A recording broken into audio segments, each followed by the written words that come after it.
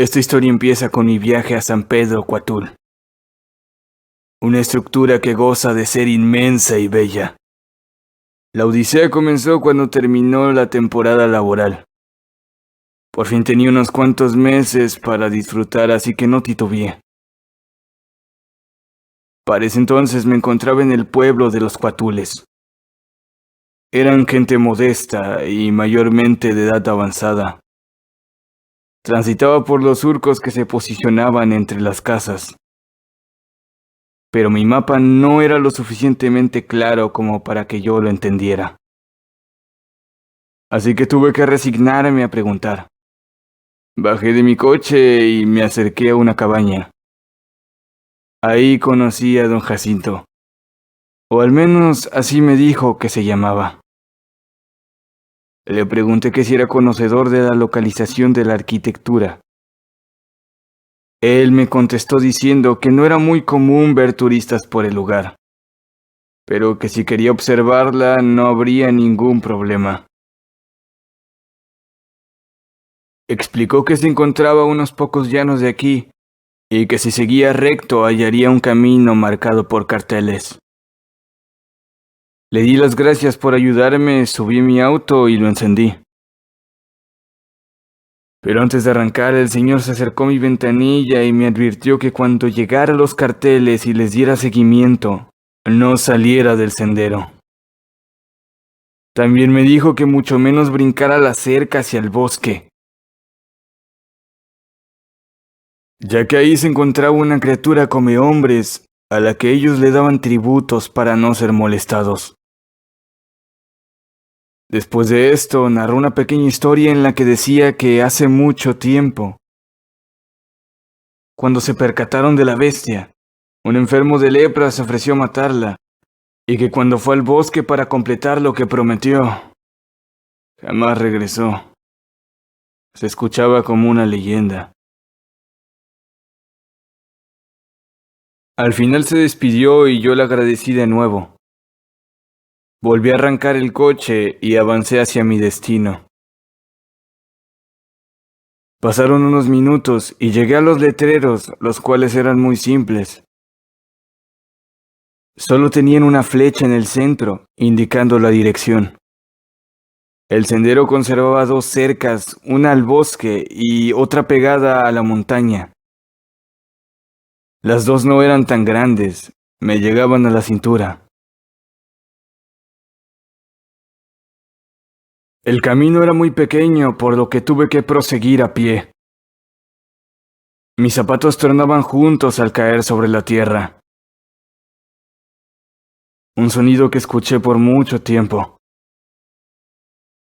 Las corrientes de aire eran fuertes y parecían incrementar con el tiempo, hasta el punto de comenzar a empujarme. Afortunadamente nunca caí al suelo, hasta que la corriente aumentó sin razón e hizo que me desequilibrase. Como dije, nunca caí. Pero ese último golpe de aire provocó que pensara en voltear la cabeza para rectificar si no se me había tirado algo de lo que llevaba. Así logré observar mi mapa, lo cual no era malo, solo que nos separaban 10 metros de distancia tras la cerca hacia el bosque. Sonará tonto, pero no lo pensé ni un momento, ya que ese mapa, ese pequeño trozo de papel, significaba mi regreso a casa. Brinqué la valla y me dirigí al mapa.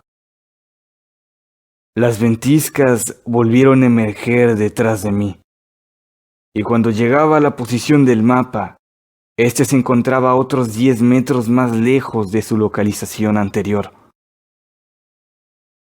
Los vientos lo empujaban cada vez más lejos. Caminé para tomar el mapa, después troté y al final corrí. A mis espaldas ya no se divisaba un sendero cubierto por una valla.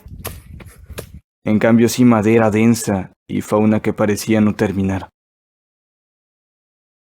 Por suerte el mapa se atoró en una raíz de árbol. Lo tomé para acto seguido guardarlo.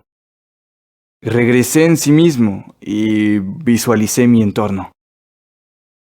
Mis ojos no dejaban de observar y mi cerebro no paraba de pensar. Mi conclusión era que estaba perdido. Traté de volver sobre mis pasos. Avancé sobre la maleza unos cuantos metros y un olor asqueroso tapizaba la zona en la que me encontraba. Era tan repugnante que me paré a ver de dónde provenía. Fue ahí cuando me di cuenta de mi error.